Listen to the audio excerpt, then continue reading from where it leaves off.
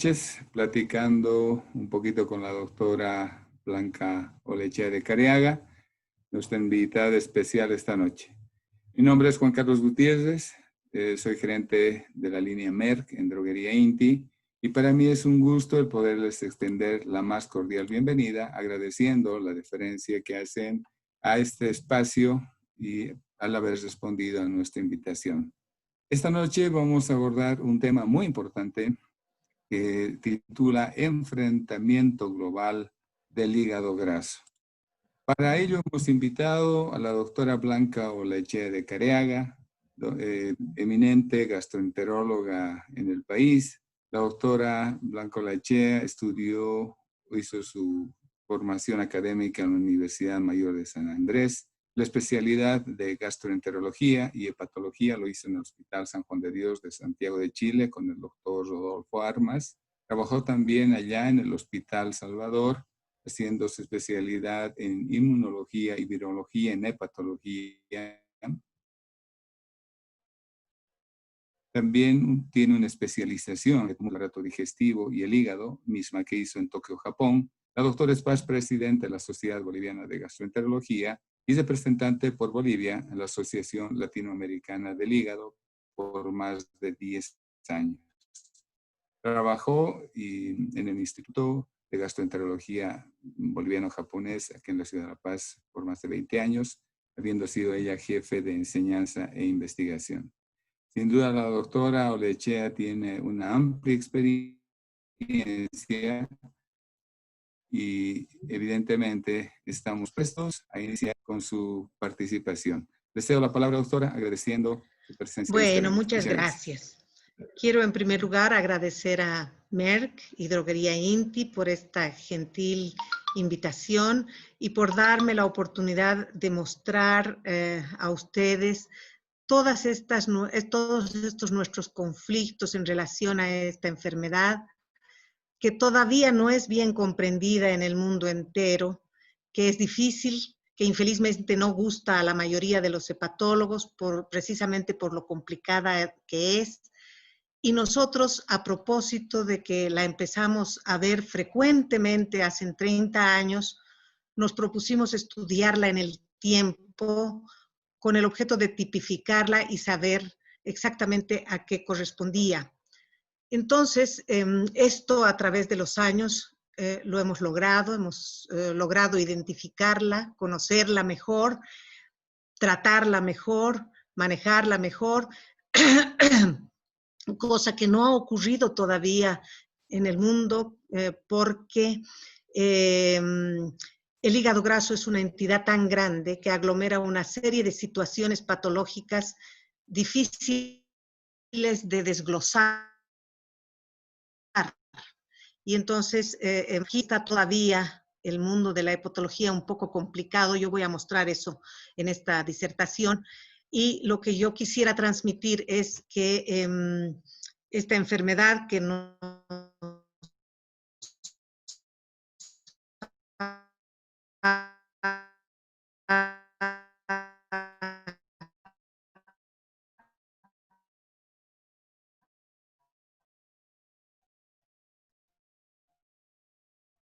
que es la interna y que los médicos que la recetan, no es difícil tratarla ahora, entonces puedan combatir con ella día a día. Ese en realidad es mi deseo y esto son muchos años que la vengo mostrando en la gastroenterología boliviana, en la hepatología boliviana, para intentar que ellos la conozcan más profundamente, porque somos los hepatólogos los que hemos sufrido los problemas desde un principio con esta enfermedad y creo que con ellos ya hemos conseguido bastante. Entonces, los internistas, los médicos generales y los médicos familiares ven estos pacientes y quisiera pues que les quede un poco clara la diferencia entre lo que es el hígado graso simple de los obesos, de los que tienen sobrepeso, de esta otra enfermedad que es potencialmente dañina, que produce a la larga en muchos pacientes silenciosamente fibrosis, cirrosis y ahora último hasta hepatocarcinoma. Entonces, voy a mostrar un poco sobre los antecedentes que fueron los que nos empujaron a intentar conocer la enfermedad. En realidad, sabemos ahora que la obesidad es una gran pandemia en el mundo entero, ¿no? Cada vez se publican datos como estos, por ejemplo, que el 15 al 20% de la población adulta del occidente son obesos, que tienen un índice de masa corporal más de 30 kilogramos por metro cuadrado, o que 75 a 100 millones de individuos en Estados Unidos son obesos. Y estos pacientes obesos, la mayoría de ellos tienen hígado graso, ¿no? Pero la mayoría también, estos pacientes en general, son atendidos por otros especialistas, son endocrinólogos, cardiólogos, ahora hasta nefrólogos, y por supuesto también nos hacíamos cargo los hepatólogos, pero no podíamos identificar la enfermedad que nosotros buscábamos, porque como les digo, hace 30 años empezaron a aparecer, sobre todo mujeres en ese tiempo, porque ahora también es frecuente en varones, aparecían mujeres que silenciosamente, sin ser obesas, sin tener un sobrepeso muy importante, aparecían con cirrosis, y a esa cirrosis la llamábamos criptogenética, como la llamaban en Europa y en Estados Unidos, porque no conocíamos su origen. Solamente sabíamos que se comportaba clínica e histológicamente como la enfermedad alcohólica del hígado, exactamente igual. Tan es así que yo recuerdo que cuando comenzamos a trabajar en el gastro y aparecieron los pacientes con esta enfermedad, los médicos un poco querían exigir, queríamos, me incluyo yo también, exigir al paciente que diga que era alcohólico, porque todo lo que tenía parecía ser de alcohólicos. Y habían amas de casa que en su vida habían consumido alcohol y que tenían la enfermedad. Bueno, entonces cuando nos convencimos de que era una cirrosis criptogenética y así la teníamos que llamar,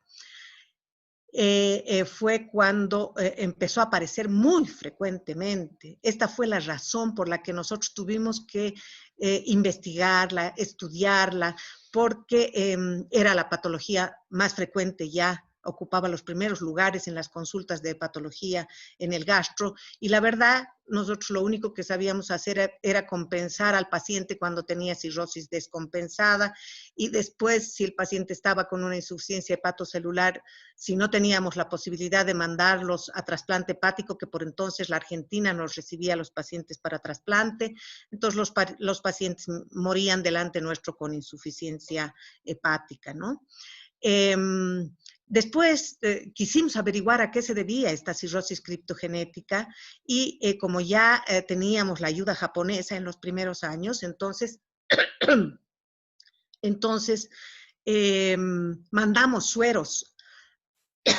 Gracias a JICA, mandamos sueros al Japón para averiguar si no había algún componente en la sangre en estos pacientes que explicara la presencia de cirrosis. Como sabíamos, por ejemplo, que en los asiáticos la aflatoxina era capaz de producir una cirrosis similar, decíamos de repente, estos pacientes tienen aflatoxina, porque en un tiempo hubo un contrabando de arroz pakistaní en Bolivia que tenía aflatoxina, entonces pensábamos que esta podía ser la causa de por qué algunos pacientes habían tenido después estas enfermedades del hígado.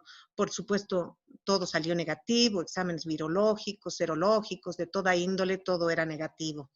Entonces quedábamos con la interrogante y los pacientes venían muy frecuentemente a consulta. Entonces, después supimos que la mayor parte de estos obesos que forman gran parte de la población mundial tenían una esteatosis simple, entre 70 y el 95%. Era una esteatosis no complicada, simple, que no les molestaba a los endocrinólogos, a los cardiólogos, etc. En varias oportunidades que hemos asistido a congresos conjuntos, yo he reclamado, por ejemplo, ¿por qué no consideran al hígado graso como considera el mundo entero como parte del síndrome metabólico? Y ellos generalmente ni lo incluían, porque ellos tenían que tratar enfermedades más graves del síndrome metabólico que la del hígado. La del hígado no les incomodaba, no les molestaba.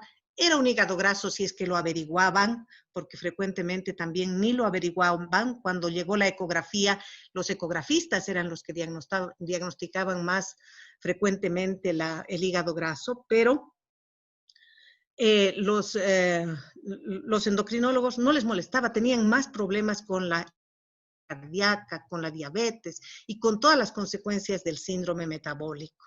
Entonces, estos datos ya nos empezaron a llamar la atención, que la mayoría de estos obesos, incluso obesos mórbidos, muy grandes obesos, tenían hígado graso simple no complicado. En ellos no encontrábamos la enfermedad así progresiva que vemos habitualmente todos los santos días en las consultas de hepatología. Tenían este grueso número de pacientes, tenían esta enfermedad que se denominaba familiarmente como non-alcoholic steatohepatitis, es decir, la esteatohepatitis no alcohólica, porque ahora a la hepatitis alcohólica se la llama NASH, NASH también, es decir, esteatohepatitis alcohólica, no alcohólica. Esta era muy parecida a la hepatitis alcohólica, ¿no? Pero 20 a 25% de este gran grupo, no sé cómo los han identificado, no sé, pero de este gran grupo 20 al 25% tenían NASH, o sea, la cuarta parte, la mayoría no tenían lesión más que grasa. Pero estos pacientes asistían a la primera consulta en un porcentaje alto ya con fibrosis, en 42% ya con fibrosis hepática, o sea que la fibrosis se instalaba silenciosamente en todos ellos sin que uno se diera cuenta. En relación a los diabéticos pasaba una cosa similar, porque decían que estaba la enfermedad asociada a todo lo que era síndrome metabólico, ¿no? Sobrepeso, obesidad, riesgo cardiovascular, riesgo cerebrovascular, insuficiencia renal y diabetes, y que la diabetes era uno de los elementos importantes. Y resultaba que pasaba lo mismo. La mayoría de los diabéticos, en la literatura se ha mostrado que del 75% tenían hígado graso simple, la forma no complicada. Solo tenían NASH, esta enfermedad complicada, el 15% de los pacientes, y el resto no tenían lesión hepática. He repetido muchas veces, pero siempre creo que es importante, yo había prometido no hacerlo más, pero es muy importante porque este antecedente un poco nos empujó a seguir en la investigación de lo que parecía pasar con esta enfermedad. Nosotros trabajamos aquí en La Paz con una excelente endocrinóloga que es además diabetóloga. Y ella ve mucho síndrome metabólico, mucha obesidad. Y entonces nosotros le pedimos, como no entendíamos lo que era esta enfermedad, que la veíamos todos los días, que encima los pacientes no eran muy obesos, entonces queríamos hacer un estudio conjunto con ella para aprender a conocer el comportamiento de esta enfermedad. Y ella nos dijo que no estaba dispuesta a hacer ese estudio porque ella, que veía pacientes diabéticos en la mañana, en la tarde y en la noche, nunca antes, hasta hace 8 años, ¿no? Nunca antes había visto cirrosis en sus pacientes diabéticos. Por lo tanto, ella no creía en la asociación diabetes-cirrosis, ¿no? No creía que sus pacientes diabéticos, los que tenían diabetes mellitus tipo 2, podían progresar a cirrosis. Y bueno, al principio nosotros dijimos, uy, la doctora un poco nos ha separado, siendo amigas, no nos ha concedido el favor de hacer este estudio que tanto lo necesitamos, pero el tiempo le dio la razón, porque aprendimos a saber lo que ya se había publicado en 1999 y por un hepatólogo muy connotado en el Hepatology, y que decían que la diabetes identifica a pacientes con NASH, solamente de edad avanzada y que tenían fibrosis hepática severa. O sea, no era la diabetes la que progresaba la cirrosis, como decía la doctora, sino que algunos cirróticos ya constituidos, ya clásicos, hacían después, ya en edades posteriores, 70 años, 65, hacían diabetes post-cirrosis. Eso. Aparentemente esa diabetes era diferente. No era el diabético con diabetes mellitus que iba a la cirrosis, sino a la inversa, que la diabetes aparecía como consecuencia de la cirrosis, ¿no? Y esto ya se ha definido actualmente a qué corresponde y lo vamos a ver después. Y después aparecían también artículos como estos que un poco nos tranquilizaban porque era más o menos la patología que nosotros veíamos, que esta enfermedad, la NASH, aparecía en pacientes no obesos que tenían un índice de masa corporal entre 18.5 y 24.9 kilogramos por metro cuadrado, o a veces más delgados, inclusive menos de 18.5 kilogramos por metro cuadrado. Aquí entonces parecían ya, eso ocurrió hace muchos años, ¿no es cierto?, que eran dos enfermedades diferentes. El hígado graso, que no le molesta a nadie, que tienen que ocuparse los médicos de otras cosas y no precisamente del hígado graso. Y este hígado graso que nos molestaba a nosotros tanto porque terminaban los pacientes haciendo cirrosis y ahora último, hepatocarcinoma. Entonces, esta fue la primera llamada de atención, ¿no es cierto? La habíamos mostrado, la habíamos propuesto en los congresos internacionales, pero por supuesto nadie nos hacía caso porque no la entendíamos ni nosotros mismos, así que muy difícil. Pero nosotros seguíamos llevando sobre las espaldas esta carga que siempre muestro que es una carga muy pesada. ¿Por qué está la NASH? La non-alcoholic steatohepatitis es la causa más común de enfermedad crónica del hígado en Estados Unidos y en el occidente. Es una enfermedad potencialmente progresiva porque avanza a fibrosis, cirrosis y hepatocarcinoma en un número muy importante de pacientes. Es ahora la causa más frecuente de consulta en hepatología. No existe hasta el momento un tratamiento específico lo suficientemente bueno en el mundo, ¿no? En el mundo como para erradicar este problema. Se ha intentado todo, bajar de peso a los pacientes, usar las drogas que se usan para el síndrome metabólico, y la verdad es que no funcionaban en general. Todavía sigue siendo la segunda causa de trasplante hepático, pero enseguida se dice que va a ser la primera causa de trasplante hepático. Y el trasplante hepático era relegado en estos pacientes, lamentablemente, porque la enfermedad recidivaba en el órgano trasplantado. Y por si fuera poco, el hígado graso habitualmente no era aceptado ni siquiera como un injerto para nuevos pacientes durante el trasplante, por lo mismo, porque la enfermedad recidivaba en el órgano trasplantado. Pero la literatura seguía mostrando que las características de la NASH eran como las de un síndrome metabólico, es decir, los pacientes decían, este es un estudio australiano, resistencia a la insulina, adiposidad abdominal, dislipidemia con hipertrigliceridemia y bajo HDL colesterol, intolerancia esto ya llamaba la atención, intolerancia a la glucosa tenían la mitad de los pacientes, 50%, pero no decían en qué momento, ni nada, o sea, no se conocía, así nomás una cifra global. Y decían que el índice de masa corporal normal o bajo, menos de 25 kilogramos por metro cuadrado, estaba presente en la mayoría de los pacientes, pero que tenían un trasfondo de síndrome metabólico. Entonces, para confundirnos un poco más, porque no sabían cómo explicar tampoco esto, ellos decían, los llamaremos obesos metabólicos, pero con peso normal, ¿no? Entonces, esto, por supuesto, era para confundir a cualquiera, porque como obesos metabólicos, pero con un peso normal. Lo que sucedía era que en una gran bolsa se introducían todos los hígados grasos, los simples y los con NASH. Todos, solamente se descartaban, por supuesto, los hígados grasos producidos por hepatotoxicidad, ¿no? Pero aquí estaban metidos en la gran bolsa, como están metidos todavía ahora. Pero quizás ellos tienen también la razón, aquí vamos a aclarar algunas cosas posteriormente. Todos. Pero la NASH, los pacientes con NASH son pocos, porque los pacientes obesos, que la mayoría, por no decir todos, tienen hígado graso, ocupan la mayor parte de la bolsa. Entonces, si uno quiere identificar a estos pacientes de esta gran bolsa, es muy difícil sacar la NASH para estudiarla, porque es como buscar como una aguja en un pajar. Entonces, fue entonces que nos propusimos un poco empezar de cero a estudiar la enfermedad desde su concepto.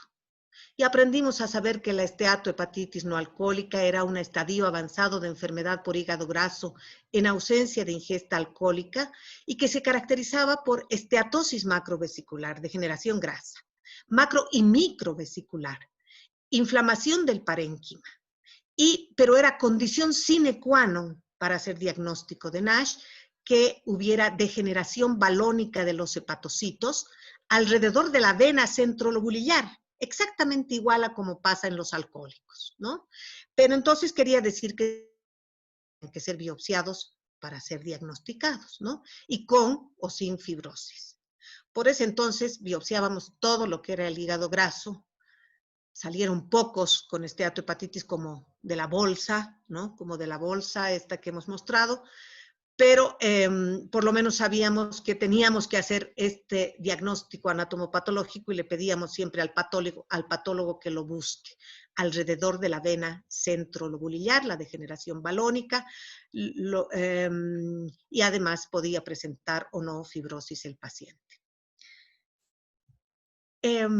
Como no entendíamos la enfermedad, seguíamos con la interrogante, la gran interrogante, dijimos, vamos a aprenderla conociendo un poco más profundamente la fisiopatología, la patogenia de la NASH. Y se decía que todo partía de la resistencia a la insulina en estos pacientes, ¿no? Como siempre, o sea, para todos eran metabólicos. Y que esa resistencia a la insulina era producida tanto por factores adquiridos como genéticos, y que por la resistencia a la insulina aumentaba la lipólisis en el tejido visceral y subcutáneo.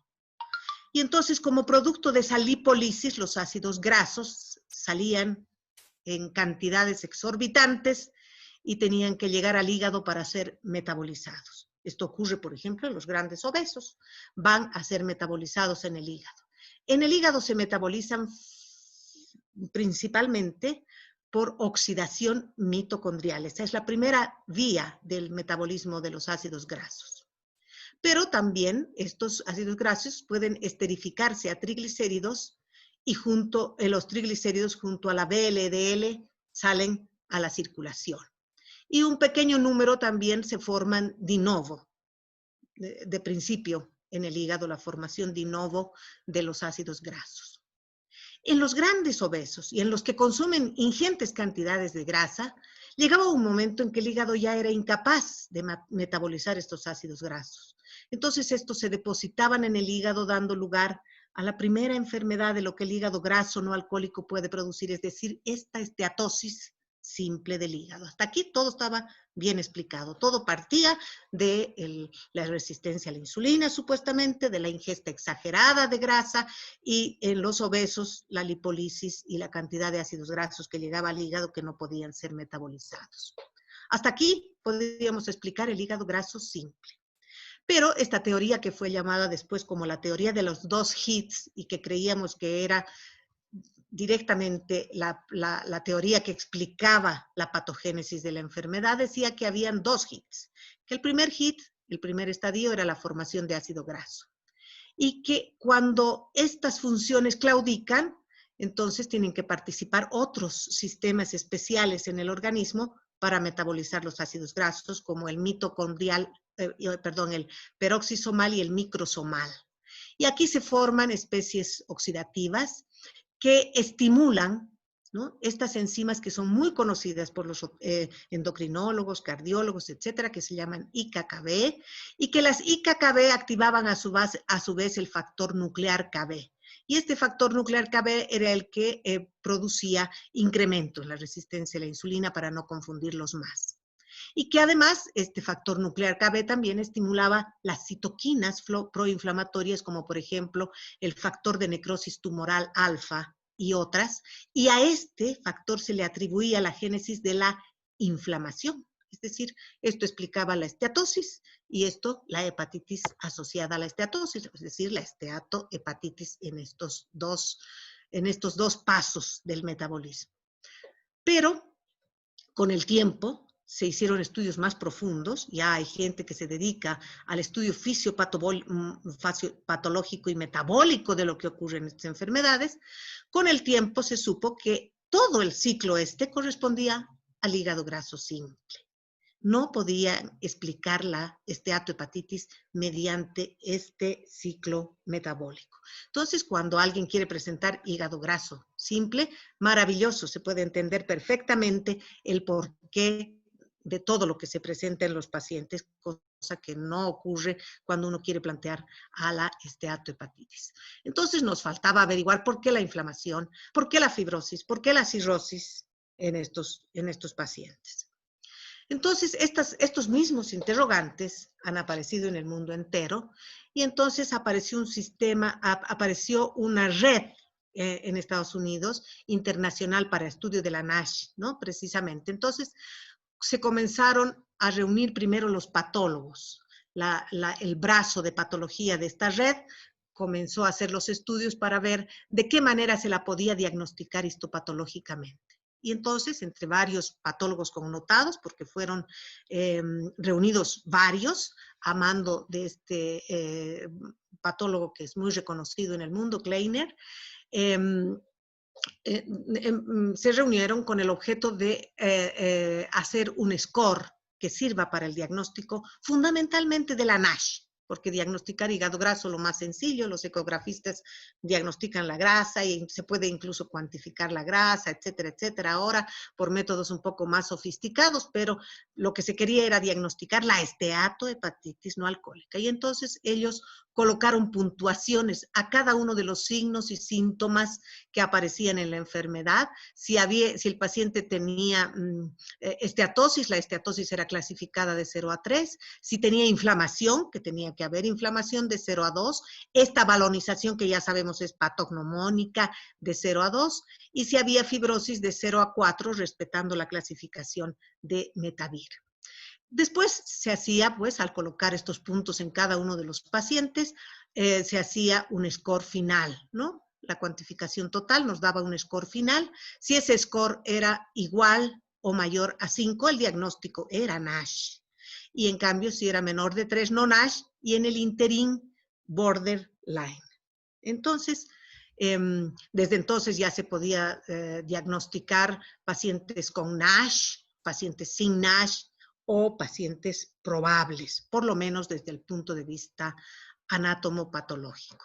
Pero eso nomás se había conseguido hasta entonces, que se pueda diagnosticar por anatomía patológica, ¿no? O sea, era muy difícil biopsiar para empezar a los obesos porque habitualmente no se conseguía muestra, inclusive durante las biopsias, porque tienen una pared bastante gruesa los pacientes.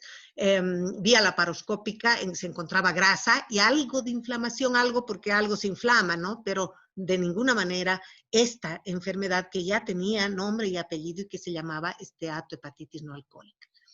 En esas andábamos cuando después, yo digo, por suerte, aparecen los genetistas, que no tenían nada que ver con los hepatólogos, estaban totalmente alejados todavía.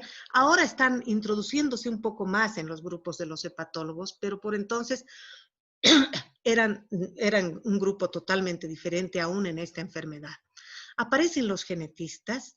Ellos lo único que querían era probar su nueva tecnología, que era el Genoma Wide Association, en diferentes enfermedades que parecían que genéticamente, ¿no? Y como se había dicho que esta enfermedad era más frecuente en hispanos que en indios y blancos y negros, entonces decidieron usar su tecnología para ver qué pasaba.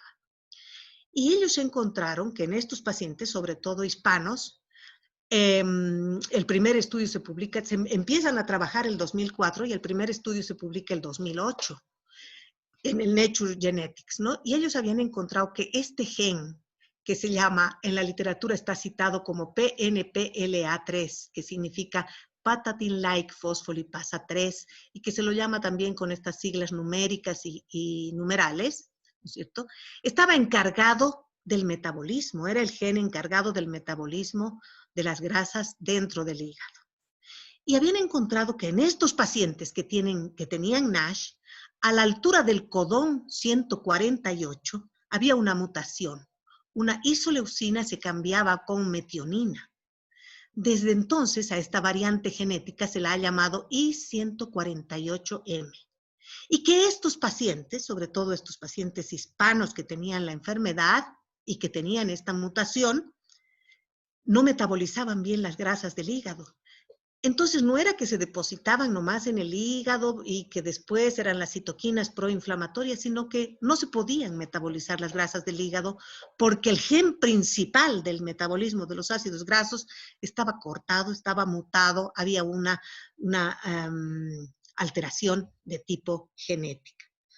A partir de ese año, 2008, todos los años, porque por ahí van a ver algunas de las referencias también del 2009, todos los genetistas, yo digo como mosquitas, aparecieron a estudiar este estudio genético porque era nada más que probar su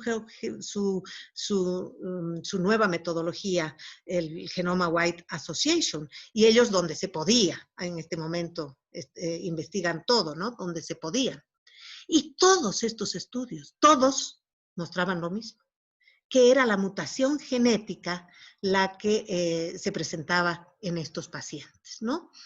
Y en estos estudios también hay algunos interesantes, estos italianos, por ejemplo, porque han encontrado el gen así mutado en padres de adolescentes que tenían la misma enfermedad, ¿no? Está la esteatohepatitis no alcohólica. Y entonces ellos han sugerido, esto tampoco se ha aclarado todavía, que esta enfermedad podría ser genéticamente transmisible. ¿Ok? Aquí se fue abriendo. Para nosotros esto fue una maravilla, porque empezamos a explicarnos un poco todas las confusiones pasadas que no las podíamos interpretar para nada. Aquí había aparentemente un trasfondo genético. Enfermedades con trasfondo genético tenemos en todo el mundo. Nosotros tenemos, por ejemplo, el cáncer de vesícula biliar. Somos el país de más prevalencia en cáncer de vesícula biliar. Y el cáncer de vesícula biliar no tienen entre los latinoamericanos tenemos solamente Chile y nosotros y México. Los otros no conocen el cáncer de vesícula biliar. Los norteamericanos para nada. Alguna vez hemos querido hacer estudio con ellos y ellos nos podían contribuir con sus pacientes litiásicos, pero no tenían cáncer vesicular. Y eso es lo que se presenta pues en determinadas regiones, las afecciones genéticas. Y genéticamente parecía ya que esta enfermedad se estaba presentando pues entre los bolivianos y esto explicaba un poco más por qué estos pacientes no eran pues esos obesos mórbidos con síndrome metabólico, ¿no? Entonces, incluso aparecieron estudios asiáticos, que hasta entonces los asiáticos no publicaban hígado graso y sus consecuencias, alteraciones, estudios de investigación en hígado graso. Pero aquí ya decían, por ejemplo, este estudio chino, que decía que este polimorfismo del PNPLA3 en la comunidad aparecía en algunos sujetos en la comunidad sin que tengan síndrome metabólico. Así que no era pues una condición tener síndrome metabólico, ser obeso y ser obeso, tener esta enfermedad tan peligrosa, tan dañina, y no la otra que simple, a nosotros nos costaba creer, era por supuesto una explicación que nos satisfacía, pero nos costaba creer que los grandes gorditos no tenían enfermedad grave ni severa, y que estos que no tenían tanto sobrepeso iban a la cirrosis y morían en insuficiencia hepática, muchos de ellos. Posteriormente, providencialmente también, aparece un grupo de lipidólogos en Finlandia. Se ocupa de estudiar estos dos tipos de hígado graso, el hígado graso en general, el hígado graso, porque ellos son especialistas en lípidos y estudian todo lo que está relacionado con lípidos. Esa fue la intención, porque ellos no son ni hepatólogos, ni genetistas, ninguna cosa. Pero estudiaron las grasas de estos hígados. Y después de ese su estudio profundo sobre la fisiopatología y el metabolismo de los ácidos grasos, llegaron a la conclusión en que eran verdaderamente diferentes ese hígado graso simple de los grandes obesos, este hígado graso, de este otro hígado graso que veíamos nosotros y que ellos lo llamaron como hígado graso genético. A este hígado graso, para diferenciarlo de este, llamaron hígado graso obeso metabólico. Y ellos decían, porque han estudiado la fisiopatología de este hígado, que todo parte desde la periferia, que aquí hay un trastorno global en el metabolismo de lípidos de todo el organismo, en el síndrome metabólico y en este hígado graso obeso metabólico de los pacientes con síndrome metabólico. Que el tejido extrahepático está dañado el extrahepático, que la lipólisis está aumentada, que la cantidad de ácidos grasos que llegan al hígado, como hemos visto en la fisiopatología, era mucha, ¿no? Porque ingieren demasiada grasa, y que esta grasa se deposita en el hígado y por supuesto da un hígado graso, si ustedes quieren, severo en cuanto a cantidad de grasa, pero nada más, nada más. Pero que increíblemente, este hígado graso sí se asociaba a incremento de lípidos en la periferia, aumento de triglicéridos, aumento de LDL colesterol y bajo HDL colesterol, como ocurre en el síndrome metabólico. Y que estos enfermos no se asociaban a riesgo ni de diabetes, ni tampoco de enfermedad cardiovascular, que la glicemia y la insulina eran normales, no estaban aumentadas estos dos elementos, y que tampoco estaban aumentados los factores de coagulación y que no había riesgo de trombosis. O sea, era ese hígado graso simple al que que siempre habíamos visto en la mayoría de los pacientes obesos. Pero esto no correspondía para nada a la NASH. En cambio, a este otro lo llamaron hígado graso genético y estudiaron también su metabolismo y resultaba ser que la grasa extrahepática era normal, no era como esta, inflamada, que la lipólisis era normal y que la cantidad de ácidos grasos que llegaba al hígado era normal hasta aquí, no era que consumían mucha grasa tampoco, pero que en el hígado esa grasa se depositaba y cuando cuantificaron la grasa, estos pacientes tenían 70% más de grasa que estos otros, 70%, o sea, tenían más grasa sin tener grasa afuera, sin consumir mucha grasa.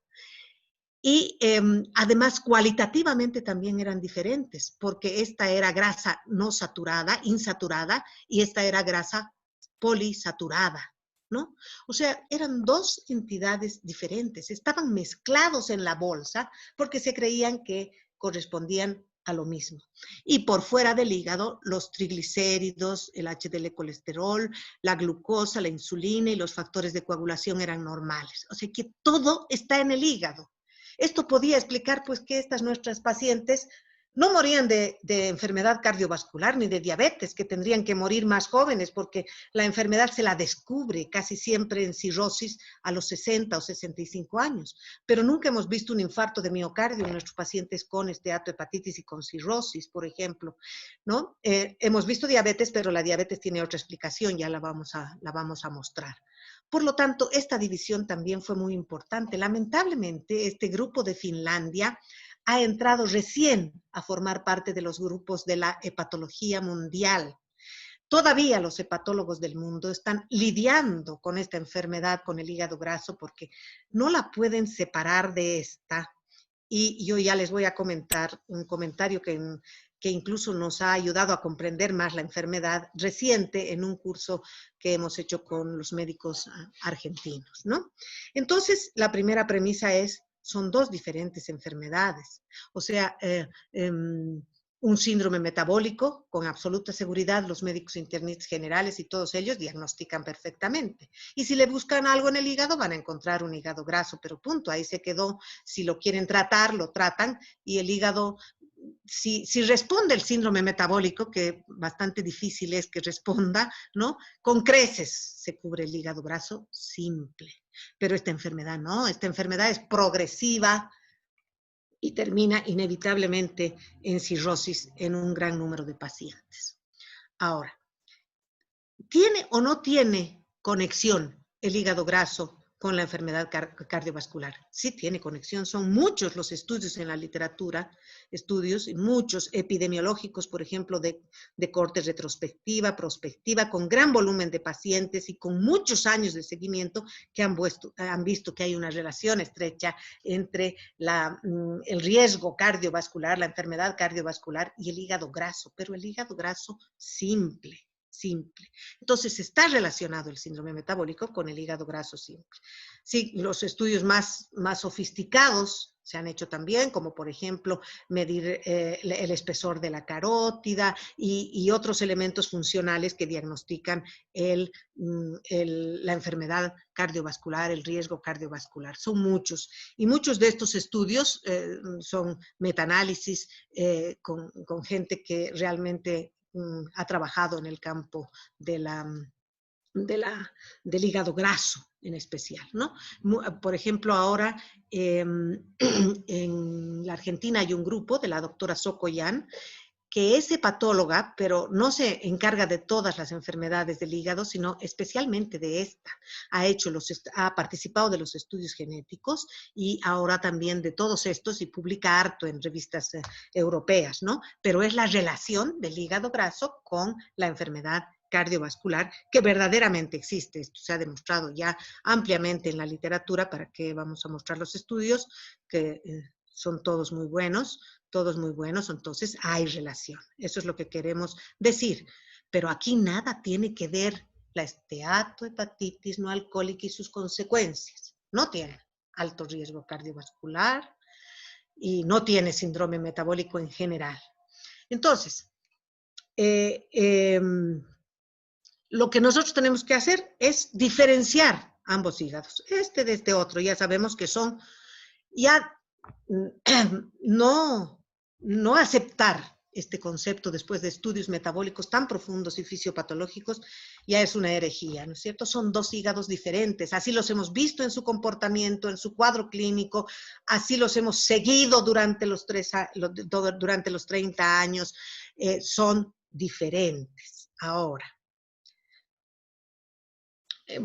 Ahora ya son más genes los que se han implicado en la génesis de la NASH, no solamente el patatin-like, hay este otro que es el miembro 2 del componente transmembrana 6, ¿no? De la superfamilia transmembrana 6, este otro y este otro que están alterados y que se están estudiando profundamente en la génesis de la NASH. Por el momento se han estudiado las funciones del PNPLA3, de ese gen que apareció mutado. Son muchas, pues, las funciones, todavía dice que faltan muchas más por averiguar, pero todas ellas están implicadas en el metabolismo de las grasas en el hígado, ¿no? Y por lo tanto, aparentemente, esta mutación hace que no se metabolice esa grasa y que año tras año se vaya acumulando en el hígado, porque también llamaba la atención lo que ya nos decían los grandes maestros de antes, que tardaban 30 años por lo menos o más los pacientes de jóvenes hasta hacerse cirróticos, hasta llegar a la cirrosis, ¿no? Bueno, entonces, después se supo ya en estudios retrospectivos que retrospectivos y prospectivos, que la famosa cirrosis criptogénica, que la buscábamos por todos los lados, era consecuencia de esta enfermedad. Ahora se sabe que la mayor parte de los pacientes con cirrosis criptogénica tienen pues la NASH como causa fundamental de la enfermedad, ¿no?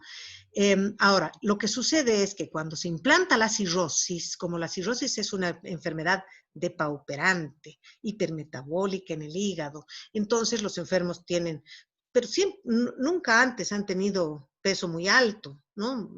Pero pierden peso y pierden la grasa. Entonces, cuando uno biopsiaba la cirrosis, no encontraba el porcentaje de grasa que quería encontrar para decir si el fondo de este hígado era verdaderamente grasa, ¿no? Porque desaparecía la grasa a veces ya en etapas avanzadas.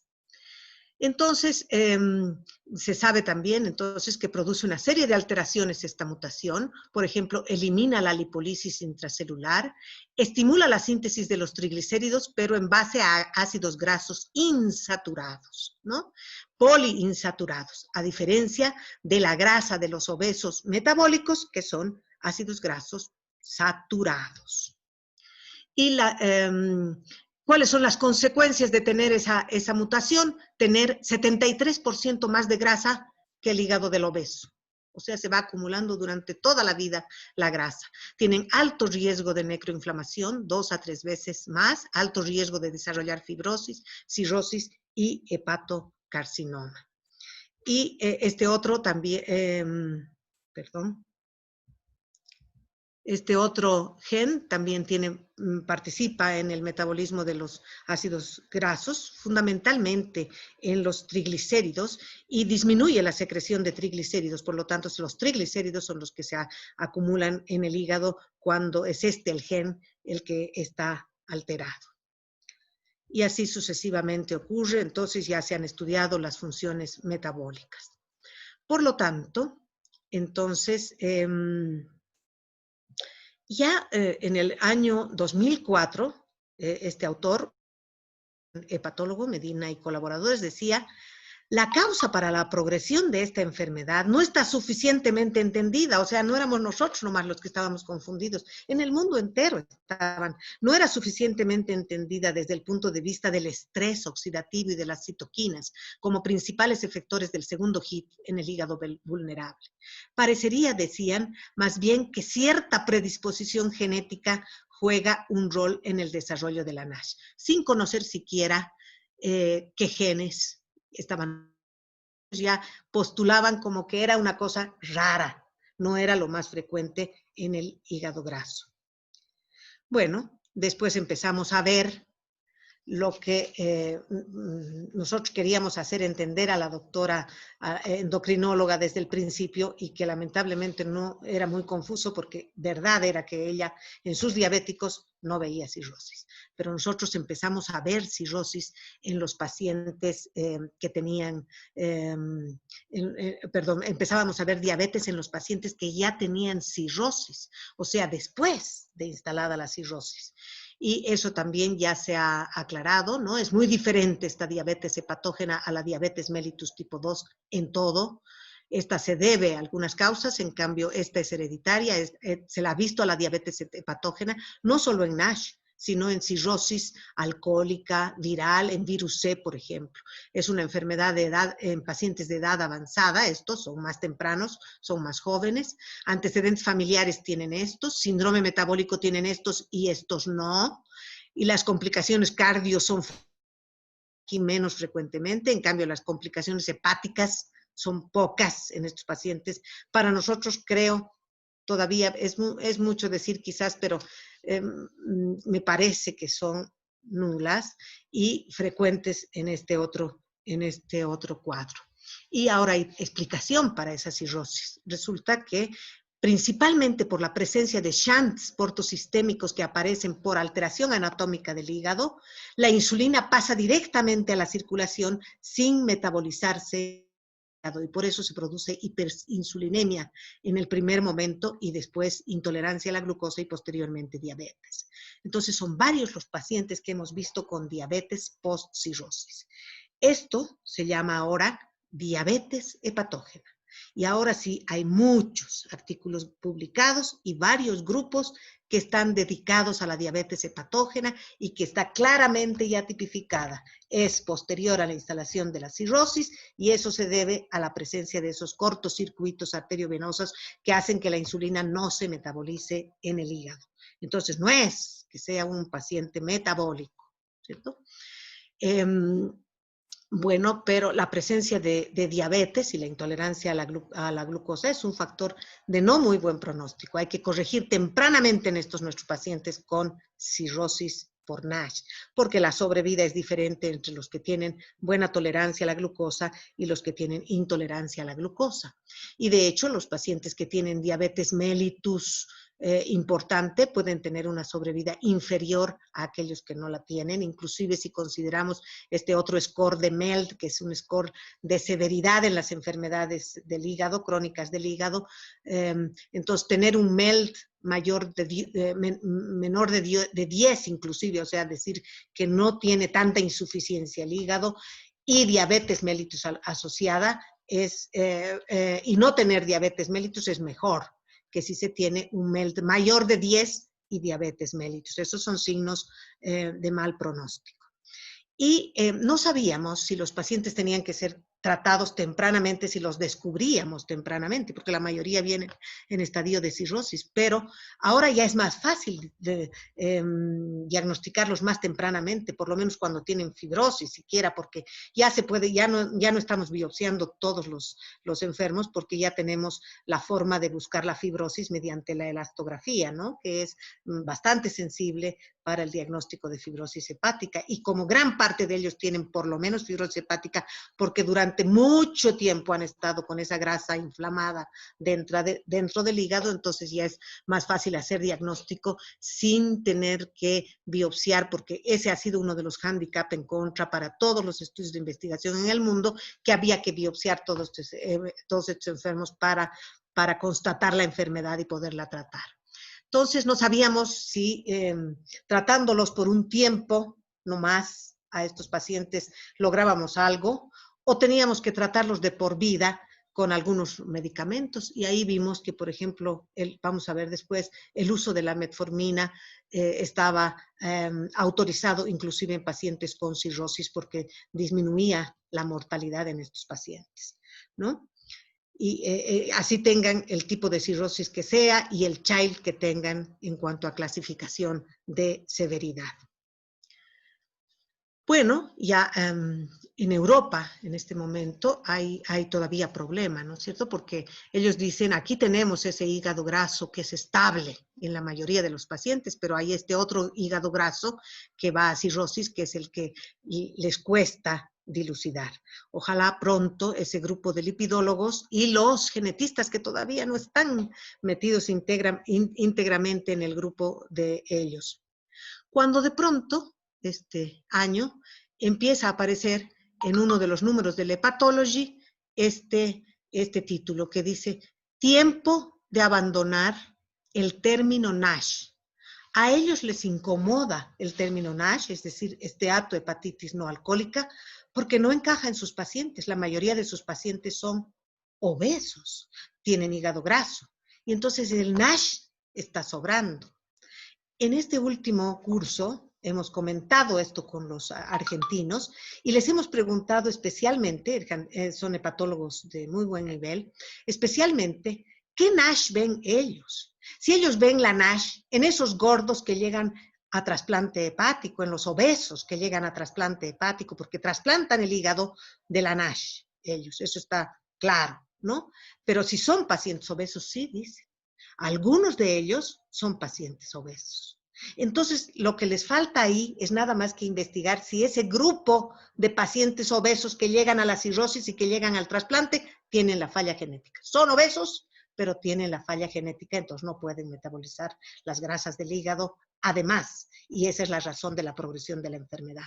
En este momento, no se estudia así tan profundamente en el grupo de patólogos el hígado, porque el hígado de los gruesos es hígado graso. Y si llega a cirrosis, trasplantan la cirrosis en los grandes obesos, ¿no? Pero sin dilucidar cuál es cuál. Entonces, por eso es que en la Asociación Europea para Estudio de las Enfermedades del Hígado se postuló esto como una novedad, porque estaban conflictuados, porque el tratamiento el tratamiento que se proponía no era efectivo en estos pacientes y entonces las empresas, la industria de laboratorio andaba detrás de los médicos especialistas que se dedicaban a hígado graso para probar nuevos medicamentos. Y entonces ellos probaban todos los medicamentos que se usan en el diabético, en el síndrome metabólico.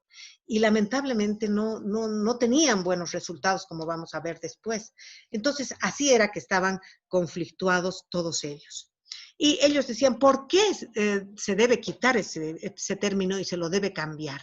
Porque decían, este término es tan imperfecto que puede ser reemplazado nomás, ¿no? Mejor se dedican a eso porque con lo otro están tropezando mucho con lo del tratamiento. Entonces, ¿por qué es tan imperfecto? A nosotros nos tipifica bien los pacientes que tenemos. Ese es NASH, ese es esteatohepatitis no alcohólica que va a la fibrosis, cirrosis y hasta el hepatocarcinoma. Está tan claro. Otra cosa, no hay NASH en la literatura. Así que la tipifica bien a la enfermedad que tenemos nosotros, la que consulta con los hepatólogos bolivianos, ¿no? No el hígado graso. Entonces decían, le pondremos otro nombre, le pondremos, por ejemplo, MILI, que significa Metabolic Disease Liver Injury, para más o menos asemejar lo que pasa con DILI, que es la enfermedad metabólica asociada a toxicidad por medicamentos. Pero MILI, o sea, estas alteraciones metabólicas, también habían en otros cuadros hepáticos como en la glucogenosis. Entonces, finalmente les pareció también que MILI no correspondía a cambiar la NASH. Y le ponían este otro nombre también tan complicado, IRILD, Insulin Resistance Induced Liver Disease. Pero, decían ellos mismos, pero esto excluye a la NASH por alteraciones genéticas, o sea, ya se habían oído campanas de las alteraciones genéticas, felizmente. Entonces, este término no les encajaba. Y finalmente, como para todo, ¿no? se llama a consenso a especialistas del mundo para que analicen. Como el hígado graso es una confusión total en el mundo entero, tantos especialistas presentan nomás pues sus alteraciones metabólicas del hígado graso frecuente, del hígado graso prevalente en el mundo. No sé si los nuestros serán más prevalentes que los otros en Sudamérica, en Europa, no sé si nuestras NASH serán más prevalentes, eso nos toca estudiar, saber exactamente si nosotros tenemos más que ellos, porque la podemos ver todos los días, en cambio a ellos les cuesta encontrar. Y a mí me cuesta creer, por ejemplo, que hepatólogos de gran renombre nos dicen, no, eso no me gusta, el hígado graso no me gusta para estudiarlo.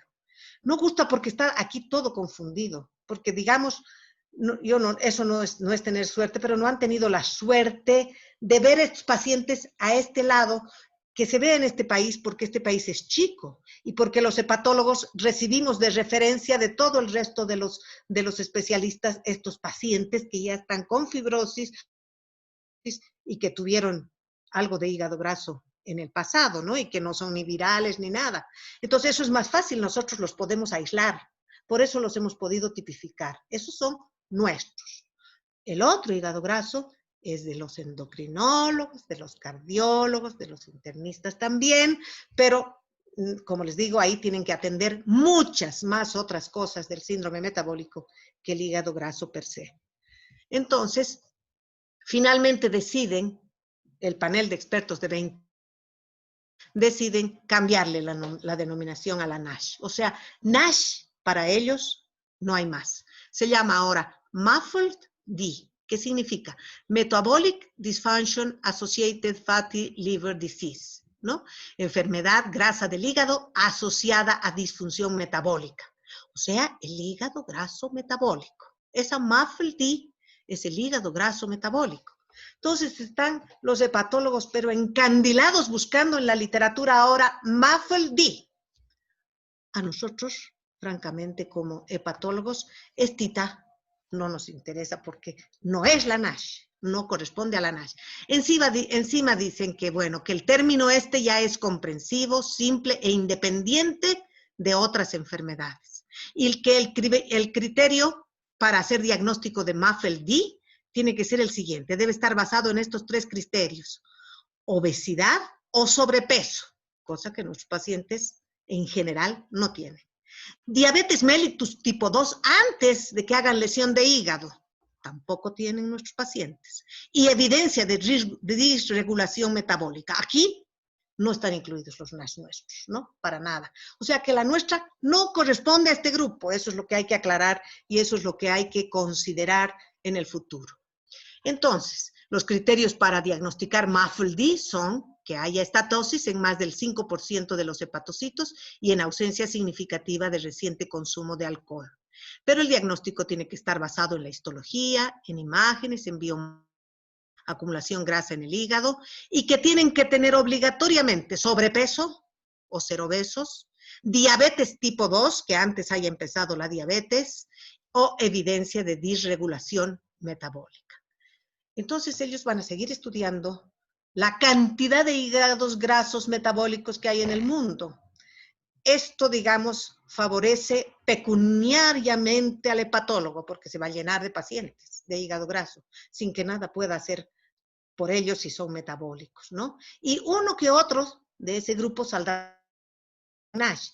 Pero en este momento somos diferentes, claramente diferentes. Nosotros conocemos la NASH, está separada, tiene otro camino, progresa a otras cosas, sabemos cómo diagnosticarla, sabemos cómo tratarla, ya no tenemos esos conflictos y esas dudas, ¿será NASH o no será NASH? Claramente nosotros en el grupo de hígado de La Paz, por ejemplo, cuando hacemos presentación de caso ya sabemos es NASH o no es NASH, pero ya sabemos diferenciar lo que es el hígado graso metabólico del hígado graso de la NASH. Pero en este grupo de los MAFLD también han encontrado pacientes de peso bajo. Ahí tienen complicaciones porque deben tener peso bajo, pero tiene que estar asociado a síndrome metabólico. O sea, es otro rubro diferente. Entonces, ahora, ¿qué pasa con la cirrosis? post-NASH. Ahí es donde ya empiezan todos, como nos ocurrió a nosotros, a temblar, ¿no es cierto? ¿Qué pasa con esta cirrosis post-NASH por hígado graso? Ya es otro cuadro. Entonces a este le ponen MAFLD Associated Cirrhosis. Entonces cirrosis asociada a la MAFLD. Lo que pasa es que sale de ese grupo, de ese gran grupo de los hígados metabólicos, que son muchos, cómo los escogen, cómo los diagnostican, cómo los sacan, si son los menos, eso queda por investigar, por supuesto. Pero esos son los criterios para el cambio de este término, ¿no? Estos son los criterios. Pero nosotros creemos que donde estábamos nosotros también confundidos, ¿no? Que aquí están los NASH perdigados, digamos así, distribuidos, pero pocos, en un gran grupo de pacientes con hígado graso. Y esto va a costar identificar en el futuro. Bueno, ahora, ¿qué pasa con el tratamiento? El tratamiento también es una confusión en absoluto, porque como creen que son los hígados grasos en general los que tienen que ser tratados, entonces buscan las drogas del área de la diabetes y del general, ¿no? Y no ha ido bien, no han ido bien estos estudios. En estos pacientes, nosotros a través del tiempo hemos visto que es importante que el tratamiento sea individualizado, paciente por paciente, no a todos por igual, ¿no? Porque no se comportan de la misma manera. Entonces, para investigarlos bien, tenemos que tratar individualmente a cada paciente en particular. Y además tenemos que tener un diagnóstico correcto de la NASH, que no se nos ocurra que se escabulla un poquito hacia este lado el hígado metabólico. Alguna vez se me ha ocurrido querer hacer tratamiento del hígado graso metabólico. Yo francamente me he perdido, lo he derivado nomás a endocrinología, porque francamente no pierden ni un gramo de grasa estos pacientes con los esquemas que nosotros tenemos, ¿no? Los nuestros pierden grasa, pierden peso, pierden grasa y responden hasta el estadio de fibrosis bastante bien. Entonces, pero no he podido. Yo ahora cuando diagnostico un hígado graso metabólico, enseguidita nomás lo derivo al médico endocrinólogo o al médico que está encargado de ver el problema metabólico en general, sin hacer mucho caso al hígado en especial, ¿no? Y el tratamiento, pero es parecido al del hígado graso en general, el tratamiento de la NASH. Yo creo que nosotros no vamos a abandonar el término NASH, porque no existe otro que se parezca al NASH de nuestros pacientes, los bolivianos, ¿no? No hay otro término por el momento y está tan claro y está tan bien tipificado que para qué los vamos a cambiar. El MAFLD no encaja, así que nosotros NASH. Algún día nos dirán ¿qué es eso? Los extranjeros seguramente. Bueno, eso es lo que genéticamente tienen pues los bolivianos. Y entonces están indicados los ejercicios físicos y la dieta, que son buenos. Se han probado ejercicios aeróbicos y ejercicios de resistencia y son igualmente efectivos. Es tan importante el ejercicio físico que está considerado como el número 1 en el tratamiento, porque incluso aunque sean de baja dosis o de intensidad no muy fuerte, producen mejoría de la enfermedad, y lo que nosotros buscamos es la reducción en el peso. Estos pacientes tienen que reducir de peso, cosa que no ocurre habitualmente con los metabólicos. Los nuestros sí, los nuestros bajan de peso y al bajar de peso normalizan las transaminasas, normalizan la fibrosis evaluada por elastografía, desaparece la grasa, increíblemente desaparece la grasa desde el punto de vista ecográfico y los pacientes responden bastante bien. Los pacientes tienen que perder peso, porque en este análisis randomizado de 4 estudios, se ha visto que si los pacientes pierden un peso mayor al 3%, la esteatosis, el 35 al 100% de pacientes con esteatosis puede remitir, bajando solo 3%. Si pierden 5%, la valorización y la inflamación mejoran. Si pierden 7% del peso, la NASH mejora verdaderamente. Y si pierden el 10% de peso, hasta la fibrosis puede regresionar. Y nosotros hemos podido evidenciar esto en nuestros pacientes.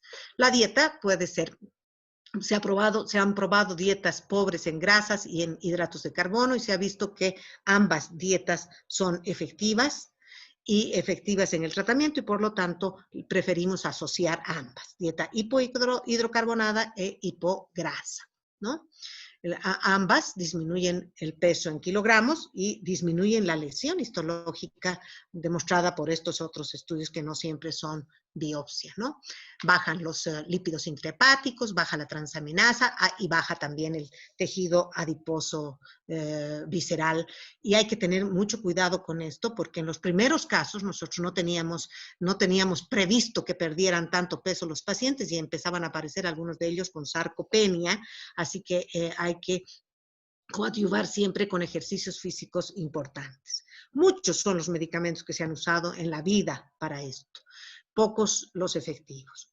Por ejemplo, este tratamiento que a nosotros nos gusta mucho, el tratamiento con metformina, porque produce baja de transaminasas en forma importante. Esto ocurría en el mundo también, bajaba los 10 kilos de peso que generalmente se querían los enfermos, sobre todo bajaban también las transaminasas, mejoraban ostensiblemente y en los respondedores las transaminasas se normalizaban, ¿no? Y este fue un estudio muy interesante donde se vio que todos los efectos de la metformina en estos pacientes ocurrían, baja de transaminasas y baja de peso, en los primeros 3 meses. Nos parecía una cosa esotérica, porque decíamos cómo en 3 meses van a perder todo lo que han ganado en los años de enfermedad que tienen. Y verdaderamente cuando uno experimenta después en estos tratamientos, estamos empezando a hacer un estudio que lo vamos a evaluar con metformina, ¿no? Esto de la pandemia ha cortado esta posibilidad por el momento, pero lo vamos a hacer. Hasta el 3er mes de tratamiento, el paciente baja de peso, mejora su lesión hepática hasta el 3er mes. Un día después del 3er mes ya no bajan ni 1 kilo de peso estos pacientes, así que son los que hay que usar para tratamiento.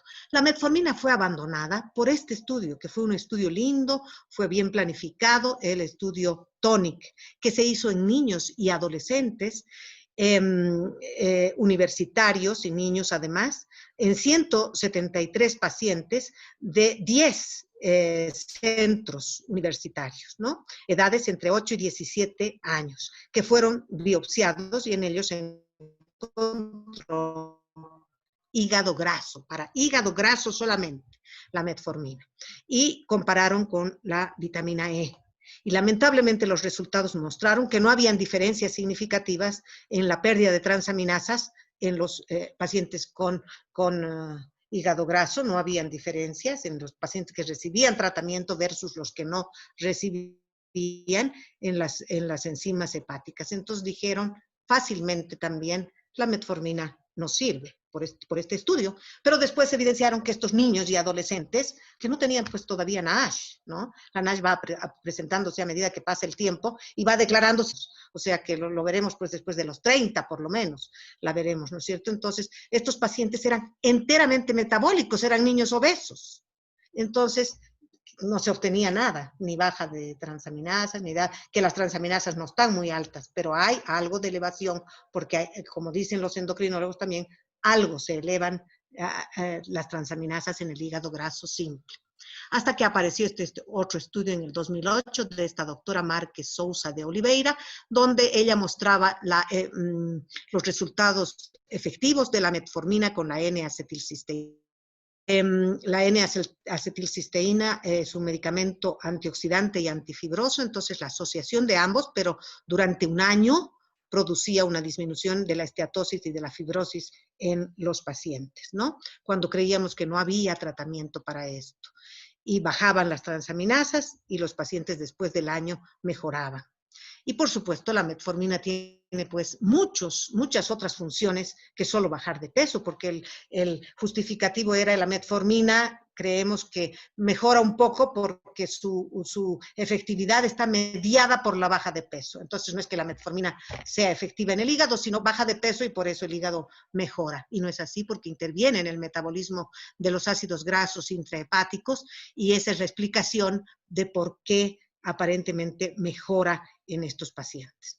Entonces, estos resultados para nosotros que los vemos en la práctica cotidiana son realmente, yo diría francamente espectaculares, porque son pocos los pacientes que no han respondido, en general son los que no han mejorado su dieta, que no han hecho los suficientes ejercicios físicos, pero el uso de la metformina ha logrado entre nosotros mejorar esta NASH de los bolivianos, aún en estadio de fibrosis, en fibrosis grado 3. Hemos tenido pacientes fibrosis grado 3 que han mejorado a F0, a fibrosis 0 con la metformina y la N-acetilcisteína en 3 meses, pero nuestra duda era si seguir y continuar el tratamiento, inclusive en aquellos que tenían cirrosis, como hemos visto, es efectiva. La metformina, una vez que uno la empieza en este trastorno, no la debe descontinuar jamás, aún estando el paciente en estadio de cirrosis.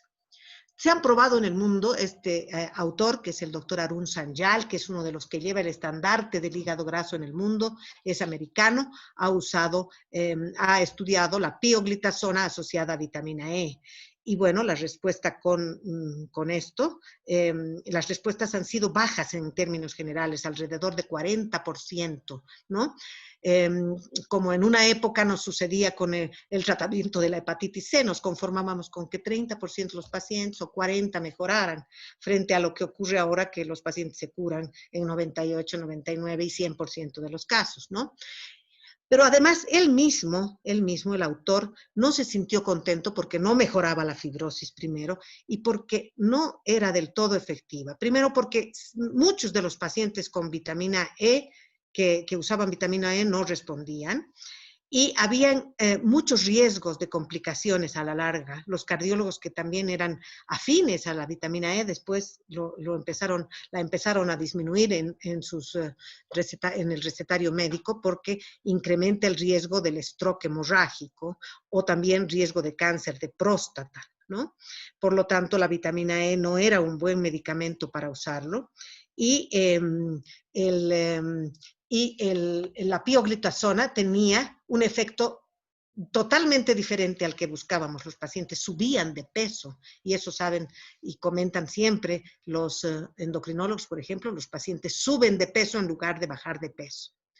Y otros agentes que ya han avanzado un poco más, que siempre del área de la diabetes, la liraglutide, por ejemplo, que produce pérdidas de peso importantes, se está usando, pero se está usando sin tipificar así la NASH, ¿no? Se usa en todo paciente con hígado graso, lo hacen bajar de peso y si baja la grasa del hígado, baja la y punto, ¿no? O sea, los criterios son así generales todavía en relación al tratamiento. Pero la esteatosis hepática es capaz de ser mejorada con cualquier medicamento. El liraglutide es muy bueno, por supuesto, con cualquier medicamento que se use si es que el síndrome metabólico responde, puede mejorar también con cualquiera de ellos. Se ha usado el aramchol, el cenicriviroc también, miren, los resultados son muy bajos, también de Arun Sanjal este estudio, así que es un experto en la NASH y que por supuesto ya no está confraternizado con la NASH, ahora es médico de la MAFLD, va a zapatear mucho más, por supuesto, pero es un investigador muy bueno y muy reconocido en la América. Entonces decíamos que todos los medicamentos pueden mejorar, sobre todo la liraglutide y la esteatosis, pero donde ya empiezan a bajar los resultados es en la inflamación, es decir, en la esteatohepatitis, y peor todavía en la fibrosis, ¿no? En la fibrosis. Así que esto todavía queda por dilucidar, pero yo creo que nosotros no nos vamos a meter en estos nuevos medicamentos que tienen además algunas complicaciones. Este ácido obeticólico, por ejemplo, que para ellos es ahora una maravilla, que es un agonista del factor X parnesoid, en tratamiento con NASH con fibrosis. Este estudio Regenerate, que es el que se está haciendo con el obeticólico, ya están en fase 3 del estudio. Tiene muchas complicaciones, ¿no? Puede producir litiasis biliar, alteraciones de lípidos, en fin, tenso, cosa que no ocurre con la metformina. Nosotros, desde el punto de vista práctico, clínico, todavía esto queda por demostrar a nivel de evidencia científica, ¿no? Que todo tiene que tener evidencia científica, pero en la práctica cotidiana nosotros estamos cómodos con la metformina y con la N-acetilcisteína. Estos son los estudios con el obeticólico. Y el problema es, ¿verdad? La FDA no ha aprobado ningún medicamento. Desesperados como están los médicos encargados del hígado graso y que quieren borrar el hígado graso con los medicamentos. Y las industrias por detrás, las empresas por detrás, invirtiendo tantos millones de dólares en estos estudios, y lamentablemente la FDA niega la aceptación. No acepta, no acepta, no acepta, y en este momento ningún tratamiento está aceptado en el tratamiento del hígado graso, ¿no? Esto va a tardar, pero en la literatura salen también algunas cosas detrás de bambalinas, artículo donde el doctor Sanjal se queja y dice, algo raro está pasando por aquí, algo raro, no responden a nada estos pacientes, no los tipificamos bien, están confundidos en el mundo. Y no sé, pues, si ellos tendrán la NASH genética con cirrosis, si la podrán separar una de las otras. Son tantos los pacientes en Estados Unidos son los endocrinólogos. Alguna vez un hepatólogo de alto renombre me ha dicho, estudiando el hígado graso, si eso les corresponde a los endocrinólogos, déjeselos a ellos que diluciden si es o no es. Entonces, eso demuestra que esta patología no gusta porque no responden, no la encuentran, no la identifican, nada. En cambio, para nosotros es una patología familiar, que la tenemos todos los días y que, gracias a Dios, podemos mejorarla hasta en estadios un poco avanzados de la enfermedad. Entonces, ¿cuáles son las razones por las que la FDA no aprueba estos medicamentos? Porque dice, no hay evidencias que demuestren que mejore, no quieren que mejore solo la esteatosis, quieren que mejore la NASH en su conjunto, es decir, la balonización, la grasa, la fibrosis, todo eso, y eso no logran con los medicamentos ahora que se usan ahora. Por lo tanto, hay cambios para el próximo futuro para ellos. Necesitan descubrir nosotros también biomarcadores que nos ayuden a diagnosticar y monitorizar la progresión de la enfermedad. Ojalá pudiéramos diagnosticarla más tempranamente, hasta en estadio de fibrosis, que es cuando todavía podemos tratarla. En cirrosis la podemos mantener compensada un tiempo, pero ya cirrosis es cirrosis, ¿no? Ya es signo de mal pronóstico y estos pacientes pueden evolucionar al tan temido hepatocarcinoma que ya hemos tenido sobre estos pacientes, ¿no? Son importantes los marcadores genéticos, mientras los otros países que tienen su hígado graso no descubran genéticamente si estos NASH tienen alteraciones genéticas, no van a poder dividir los unos con los otros, ¿no?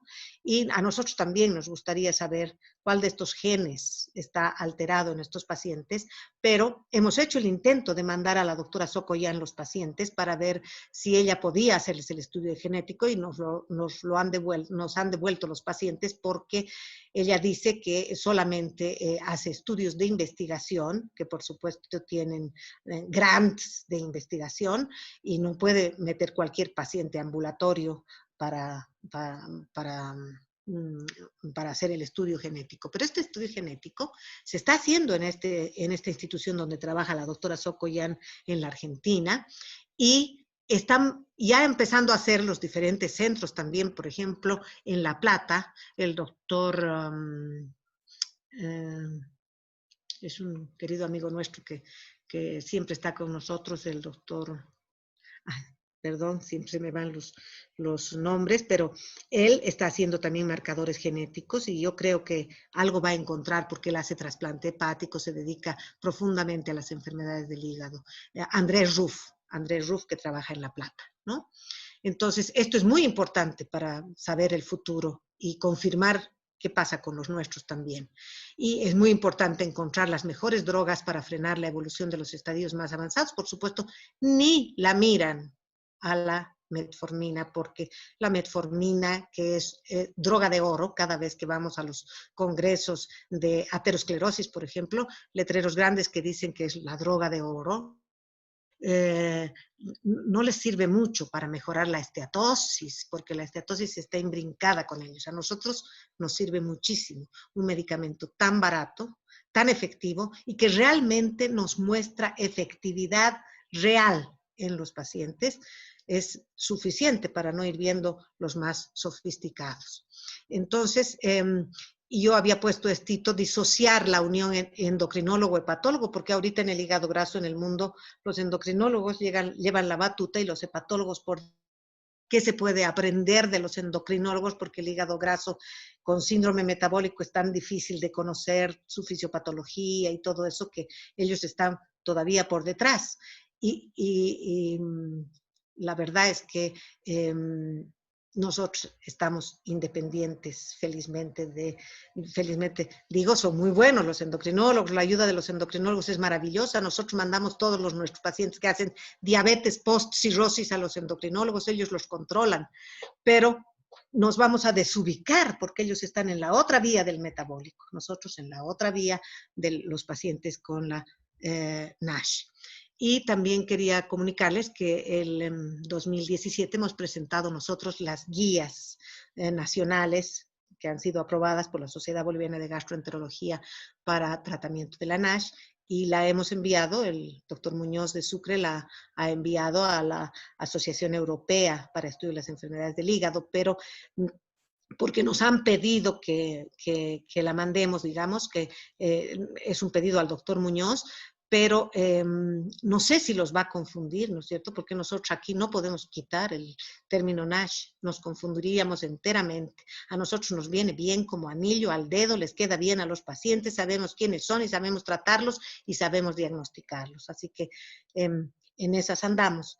Esta es la situación del hígado graso. Entonces, ese era mi interés en mostrar a los internistas esta patología para que no la embrinquemos, para que sepamos diagnosticarla, porque estoy segura que ellos también van a poder tratar con metformina, tratan los pacientes, los médicos con mucha suficiencia, ¿no es cierto? Tratar con metformina, lograr la pérdida de peso, evaluar si el paciente ha perdido su grasa, su fibrosis, etcétera, etcétera. Mantenerlos así todo el tiempo, que es difícil, pero hay que concientizar a los pacientes que no pueden metabolizar las grasas y entonces que abramos el panorama hacia esto, porque si no nos vamos a confundir en el futuro. Bueno, eso es lo que quería mostrarles. Muchas gracias. Quedamos enormemente agradecidos por tan brillante charla magistral. Les reiteramos nuevamente, estimados concurrentes, que si tienen alguna pregunta la pueden hacer utilizando el icono de preguntas y respuestas. Y han llegado algunas, pero antes vamos a dar paso a la doctora María Lourdes Escalera, presidente de la Sociedad Boliviana de Medicina Interna filial a La Paz, quien quiere dirigirse a la audiencia. Adelante, doctora. Muchas gracias a Droguería Inti por la plataforma y sobre todo a la doctora Blanca Olachea, felicitarla por tan brillante exposición y poniéndonos siempre al día, siendo categórica en las observaciones que se hace en la revisión de la información científica y realmente argumentando por qué y de lo que deberíamos de hacer. Definitivamente eso nos tiene que quedar para que nosotros mantengamos esa línea de que seamos realmente investigadores, observadores y vayamos viendo lo que sucede. Doctora Olachea, muchísimas gracias. Definitivamente usted lo ha dicho. en algún momento han querido relegar o disociar a quien debería de revisar exclusivamente esta parte, pero esta parte es clínica, tiene mucho, medicina interna está casado con esto por la habilidad que tiene en la formación de tantos años y ver este tipo de patologías que conjuncionan y van una dentro de otra ligada. Y creo que se debe de manejar con la base clínica y con el apoyo de la especialidad en hepatología. Muchas gracias, doctora. Muchas gracias a los participantes. Juan Carlos, muchísimas gracias por esta plataforma y podríamos dar, por favor, lugar a las preguntas para que la doctora nos pueda ir respondiendo. Muchísimas gracias, doctora Lourdes Escalera. Sin duda, nosotros estamos muy gustosos de que ustedes hayan podido tener su reunión científica a través de nuestra plataforma y la ponemos a su entera disposición en el momento que ustedes así lo requieran. Bueno, vamos a dar lectura a algunas preguntas de sus colegas. El doctor Daniel Rojas consulta, ¿qué opina, doctora, de la cirugía bariátrica para el tratamiento de hígado graso?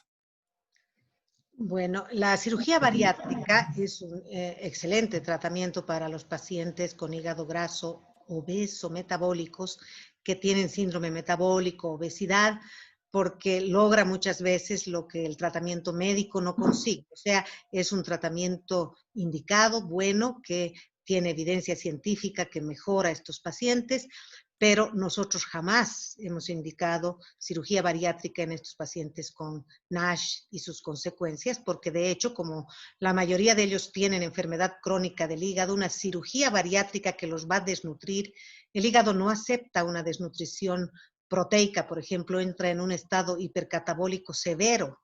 O sea, en los pacientes con NASH no está indicada. Ahora, ¿qué pasa en los pacientes obesos que tienen hígado graso y además tienen NASH? Eso no sé decirlo porque, por ejemplo, los argentinos son afectos también a la cirugía bariátrica. Nosotros no, porque la enfermedad no tiene esa indicación. Nunca hemos indicado cirugía bariátrica en los pacientes con NASH. Muchas gracias, doctora. Hay otra consulta del doctor Alfredo Condori de la ciudad de Cobija y dice, muchas gracias, doctora, por su charla. ¿Con qué medicamentos recomienda hacer el tratamiento? ¿Qué dosis y durante cuánto tiempo? Aquí en Cobija no tenemos hepatólogo. Ya, el tratamiento, como habíamos indicado, primero está basado en los cambios en el estilo de vida. Es muy importante considerar los ejercicios físicos como número uno, ¿no? Los pacientes deben hacer cualquiera de estos dos tipos de ejercicio físico, los aeróbicos o los de resistencia, durante entre 45 minutos y de repente 1 hora por día, pero todos los días de su vida, una dieta hipograsa e hipohidrocarbonada y el tratamiento con metformina. Y ahora sabemos que una que se empieza la metformina no se la termina jamás, ¿no? Inclusive hasta que el paciente esté en estadio de cirrosis. Los pacientes tienen mejor sobrevida con metformina que sin metformina. Y no hacen diabetes que también tiene mal pronóstico en estos pacientes. Así que es una cosa fácil de hacer en los pacientes. Metformina es fácil de conseguir. Utilizamos 850 miligramos 2 veces al día, ¿no? Muchas gracias. Otra consulta. Doctora, ¿qué papel juega la ecografía en el diagnóstico de NASH y no NASH? Gracias. La ecografía es para nosotros importante. Es la ecografía especializada. Los gastroenterólogos que hacemos ecografía desde siempre, porque por formación los japoneses nos han inculcado a hacer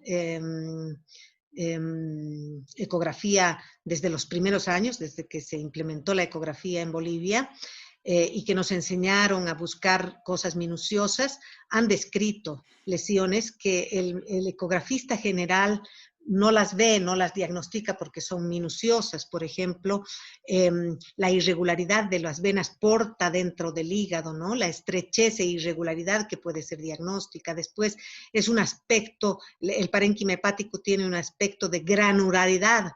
sobre todo cuando hay fibrosis, es granular, y la mayor parte de los ecografistas dicen hígado graso a esa formación granular que tienen. Tiene que tener esteatosis también, y el borde generalmente es irregular en etapas más avanzadas, en fibrosis y peor en cirrosis. Cirrosis es más fácil diagnosticar, pero hay detalles así minuciosos hepático que nos ayudan ecográficamente, pero hay que describirlos con minuciosidad, ¿no? Muchas gracias, doctora. La doctora María Lucy Solís Rejas consulta, ¿cuánto tiempo y qué dosis de acetilcisteína recomienda? La N-acetilcisteína la usamos solo un año, ¿no? Después tiene algunas complicaciones especiales, pero usamos 600 miligramos cada 12 horas, ¿no? Muchas veces estos pacientes han llegado a las farmacias y dicen, usted es diabético, le están dando tratamiento para la diabetes y los pacientes llaman diciendo, soy diabético, por eso me da. No, señor, esta dosis es la que sirve como antioxidante y antifibroso en el hígado. Asociamos hasta un año máximo, no más. Y después los pacientes se quedan con metformina solamente. Muchas gracias, doctora. La doctora Zulma Rodríguez consulta, dice, buenas noches. Se descarta la relación de la alteración hepática con la hepatitis B y C para dichos tratamientos, ya que también pueden llevar a cirrosis y cáncer. Sí, para hacer diagnóstico definitivo, nosotros no nos conformamos, inclusive viendo la grasa claramente, viendo la fibrosis, confirmando la fibrosis, tenemos obligación de descartar cualquier otro elemento que pudiera producir cronicidad en el hígado. Descartamos marcadores virales B y C y los inmunológicos, porque la patología autoinmune del hígado es muy frecuente. Y cirrosis por hepatitis autoinmune tenemos casi todos los días, muy frecuentemente, así que tenemos obligación de descartar las otras enfermedades que producen cronicidad, como las autoinmunes, las virales, algunas metabólicas también. Tenemos que hacer un estudio detallado de descarte y para diagnosticar definitivamente cirrosis por NASH. Gracias, doctora. El doctor Oscar Calderón consulta y dice, buenas noches, doctora, excelente su conferencia. Quería preguntarle, ¿considera si los triglicéridos elevados son elemento importante en la fisiopatología de la enfermedad y su tratamiento tiene algún papel? Bueno, son elemento importante los triglicéridos, por ejemplo, en las afecciones genéticas por el segundo gen que hemos visto después del PNPLA3, ¿no? Porque ese gen, esas alteraciones genéticas disminuyen la secreción de triglicéridos y entonces los triglicéridos se acumulan en el hígado. Pero esa fue otra de las discusiones que se ha planteado también. Estos enfermos, algunos tienen triglicéridos elevados, LDL elevado, colesterol elevado, y uno de base, dice, pero esto es para no confundir, ¿no? De base que no tienen trastornos en el metabolismo lipídico, pero estos son pacientes seniles. Y la prevalencia de alteraciones lipídicas en los pacientes seniles es alta en este país como en todos. Entonces, esa partecita hay que considerar, ¿no? Por lo tanto, muchos de ellos tienen que ser tratados también con hipolipemiantes si es que uno encontrara estos elementos altos, ¿no? Muchas gracias, doctora.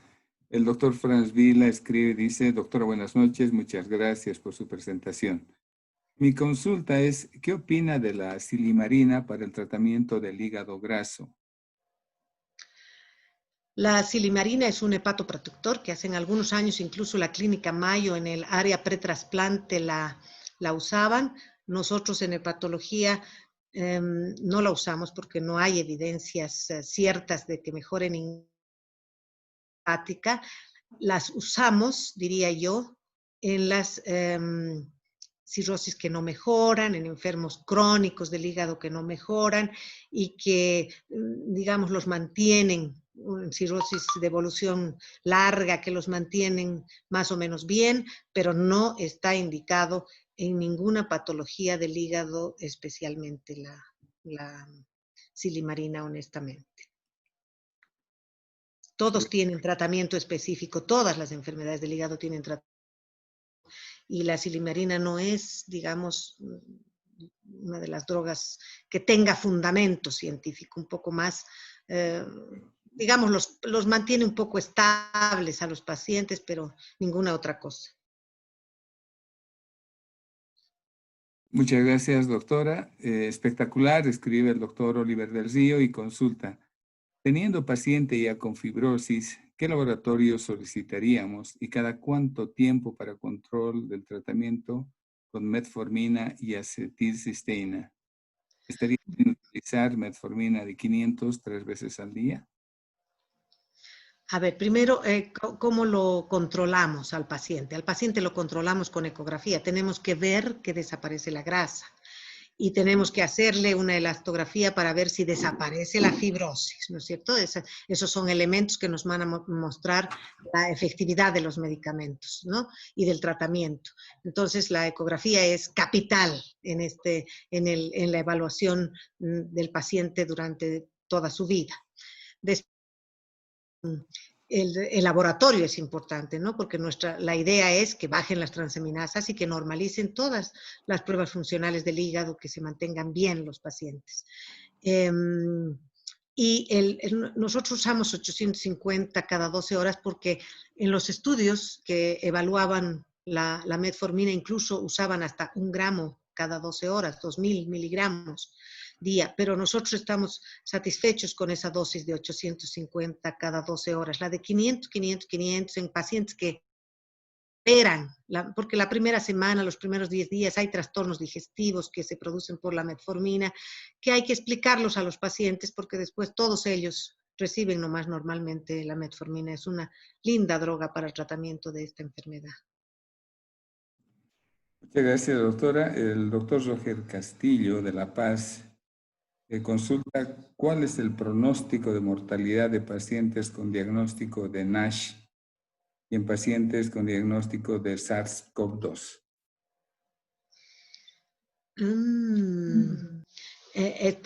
Bueno, esas enfermedades preexistentes influyen un poco en la evolución, creo, de la infección por SARS-CoV-2, pero el hígado se está estudiando recién, no sabemos si hay pacientes, se han mencionado pacientes el otro día en un excelente curso también que está auspiciado por el curso de entrenamiento de gastroenterología. Se ha escuchado que hay pacientes que mueren y sobre todo los que tienen un trastorno de base, probablemente, pero como la enfermedad es tan rápida, tan pronto termina fundamentalmente con el pulmón, recién están empezando a verse los problemas digestivos, por ejemplo, las diarreas, las hemorragias, las lesiones del hígado, así que tal vez en el próximo futuro veamos más y las podamos evidenciar, pero los enfermos que tienen comorbilidades de base son enfermos que en general van peor, ¿no es cierto?, en su evolución que los otros pacientes. Muchas gracias, doctor. Creo que hemos concluido con las preguntas de los asistentes y esperamos hayan quedado satisfechos en relación a las inquietudes que manifestaron. Ya para cerrar la actividad, pues el doctor Olechea, ¿le gustaría decir algunas palabras al momento de despedirse? Bueno, yo quisiera decir que a veces cuando no se tiene un poco escrito todo esto, con el tiempo uno se va olvidando de esto que parece, porque lo venimos repitiendo hace muchísimos años y todavía hay médicos que inclusive después de haber oído no les queda claro el panorama, así que a veces es mejor apuntarlo bien, pero el mensaje es que la enfermedad que nosotros tenemos, que era la cirrosis criptogénica, que es producida por grasa en el hígado, que produce inflamación, que produce fibrosis, que produce cirrosis y que produce cáncer, es muy frecuente en este país, creo que en todo el país, en La Paz es muy frecuente, es la primera causa de consulta y por lo tanto uno tiene que identificarla fundamentalmente, y en el caso de que tratarla también, porque está visto que es posible tratarlo así, sea donde, como el doctor ha dicho, no hay hepatólogos, no importa tratar con metformina a un paciente, ver que disminuye el peso, ver que disminuye la grasa en la ecografía, que el hígado se vuelve, así vulgarmente digamos, negrito de ser un blanco brillante, es un éxito que nos llega a todos. Así que creo que es una enfermedad que se la puede tratar en cualquier mano, no necesita sofisticación ni alta especialidad, y excepto, claro, si han aparecido complicaciones, ¿no? La cirrosis, por ejemplo, el síndrome acítico edematoso por cirrosis descompensada, las varices esofágicas, etcétera. Eso ya puede ser derivado a especialidad, pero el hígado graso hasta estadio de fibrosis, porque la elastografía le dice el estadio de fibrosis, de F0 hasta F4. Y entonces, hasta estadio F3 pueden tratarla, como hemos mencionado. Muchas gracias, doctora. Vamos a ceder la palabra a la doctora Lourdes Escalera para que pueda cerrar esta actividad académica organizada por la Sociedad Boliviana de Medicina Interna, Fin Día La Paz. Adelante, doctora. Agradecer nuevamente a la doctora Olachea y agradecerle este mensaje que da a la parte médica. Cuando nos dice todos pueden hacer el tratamiento, hacer el seguimiento y evitar que el paciente evolucione mal. Definitivamente la medicina tiene que tener esa base, tiene que tener esa proyección y todos tenemos que llegar a conocer lo que está pasando en el paciente. Como decía el doctor que está en Cobija, y eso es real, no hay especialistas en Cobija, en Pando. Hay muy pocos especialistas en los lugares más alejados y hay este tipo de pacientes. Esta actualización que nos ha dado la doctora nos permite que ellos tengan el conocimiento y que puedan hacer el tratamiento. Muy interesante, doctora. Definitivamente muy agradecidos y muy agradecidos a todos los participantes por la concurrencia que han tenido en esta actividad que hacemos de la Sociedad de Medicina Interna el segundo miércoles de cada mes. Agradecida, doctora, con usted por esta presentación, agradecida con Juan Carlos, con Romina, con Gustavo y con todo el grupo INPI. Muchísimas gracias. Muchas gracias, doctora. Muchas gracias, doctora Escalera. A nombre de Droguería INTI, el agradecimiento por la confianza que ustedes han depositado en poder organizar y llevar adelante esta actividad virtual. Nos complace enormemente y nos era la predisposición para futuro poder continuar apoyando estas actividades. Gracias a todo el equipo de colaboradores de la empresa que han hecho posible esta actividad. Quedamos muy agradecidos a todos los concurrentes y les esperamos en una nueva oportunidad. Que tengan ustedes muy buenas noches. Muchas gracias. Muy buenas noches, muchas gracias. Buenas noches.